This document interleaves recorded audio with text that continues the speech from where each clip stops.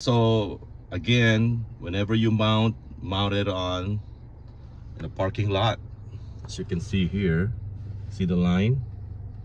So I'm pretending this is gonna be my lane, and then here, see that line here, it will hit the DM icon. As simple as that. Okay.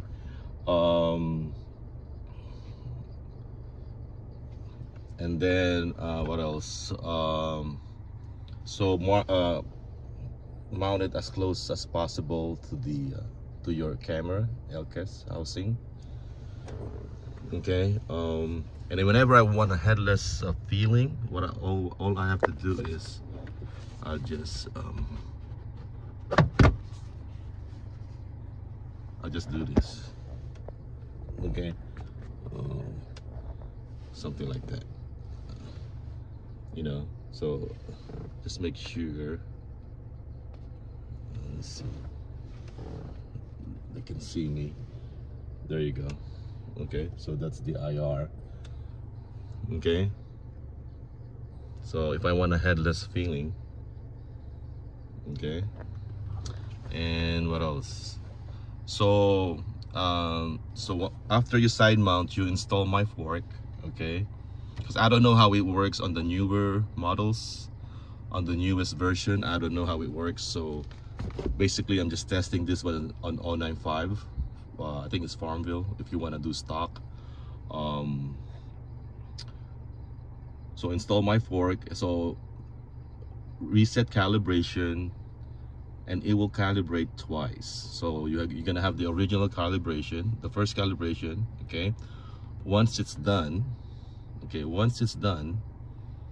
will prompt you again to recalibrate, and it will say recalibrating. Okay, and the second recalibration, it will take longer. Okay, it will take longer. So with both, I think it will take you around 2 minutes or 3, probably 2 minutes. Okay, just to let you know. And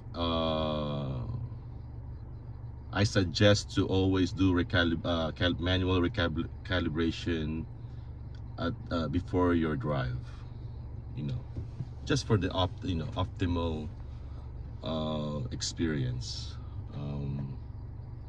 What else?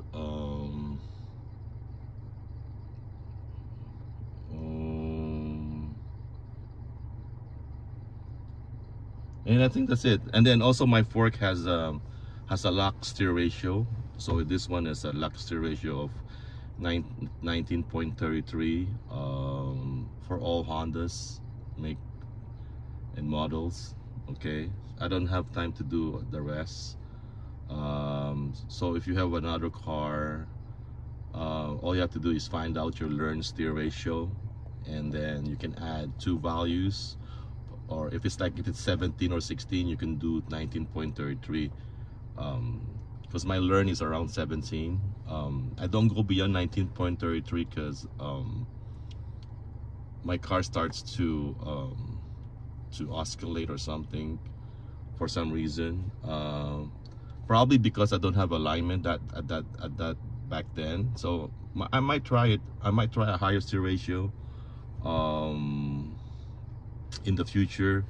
But the side mount high yaw is also helping on my curves. Okay, and it has no ill effects on the straight.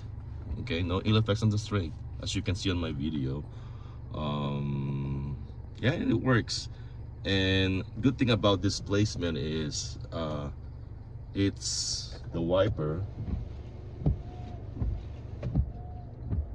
See,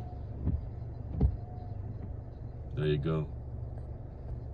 So I can clean it at least on the left side, because if I move it to the right, it will not reach it. Okay, so this is the optimal position of your C3. Okay, well within the wiper range. Okay, and also your wide cam is not blocked. Okay, so if you wanna experiment on the long end to end. Okay, yeah, so I'll be testing more again. I'll give it a week or so. Just want to make sure that it's really good. I already ordered additional mounts from Kama. Might as well give my money to Kama instead of buying a third party, you know.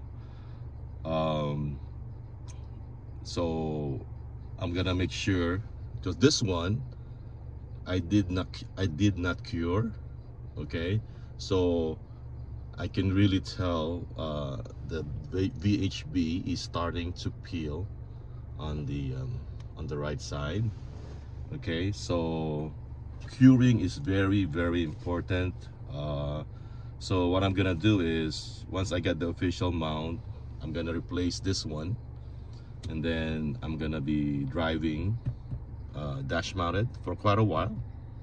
Okay, for quite a while, until that mount cures. For me, I'll give it a week. Okay, I'll give it a week, 2 weeks, 3 weeks, or what have you. You know, it's really maybe it's 3 weeks is too extreme. Probably a week. Okay, a week should be fine. Especially if you're in a cold weather area. Yeah. What else? I think that's it. So for now, this is just an update. Okay, guys.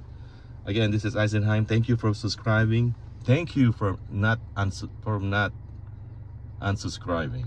Okay, please do leave a like, and I hope you have a good day. Thank you.